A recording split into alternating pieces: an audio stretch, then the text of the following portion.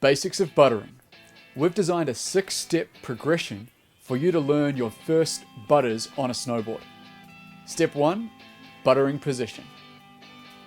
On a snowboard, this is a regular snowboard position. My knees are bent, my ankles are bent, my back's up straight, my head's up straight looking where I'm riding. My upper body is very much in line with my lower body in snowboard. For buttering, the only thing that really changes is where your weight is. Right now, the weight of my body is right down in the middle of my board, evenly spaced between my legs. When it comes to buttering, we're going to move that position towards the tail or towards the nose. If you move your weight and just hover your weight over your back foot, your board's still pretty flat with the snow. But if you move it even further to a position where you're imagining a dot in the tail of your board, move your hips all the way to there, and what you're going to find is the nose of your board rises off the snow.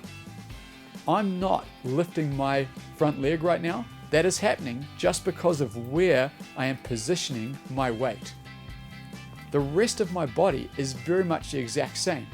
My knees bent, ankles bent, my back's up straight, my head's up straight, my upper body is in line with my lower body.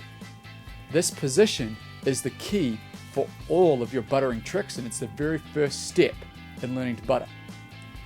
Take that position now and move it all the way to your nose, picking an imaginary point right in the middle of your nose of your snowboard and projecting all your weight into that point.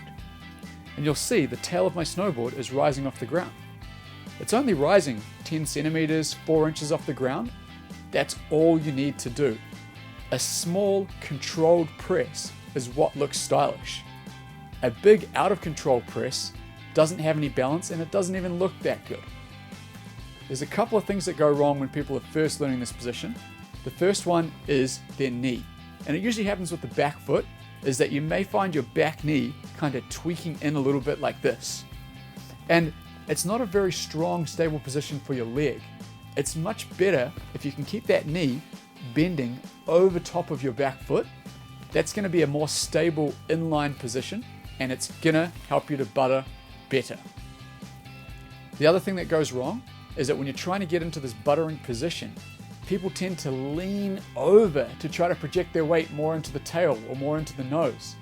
And what you want to do instead is really focus on moving your hips to project your weight into that imaginary point of the board. That's what's going to make that press happen. It's not how much you lean. You can actually learn this position at home with a training board and start to build these muscles so that when you go on the mountain, it's easy. It may look easy when you're looking at me. I've been snowboarding for a long time and I've been practicing this a lot at home. The more you do it, the more you'll build these muscles, the easier it will be for you to butter. This tutorial is filmed at Whistler Blackcomb. I'm Nev Lapwood from Snowboard Addiction. Our goal is to improve your riding.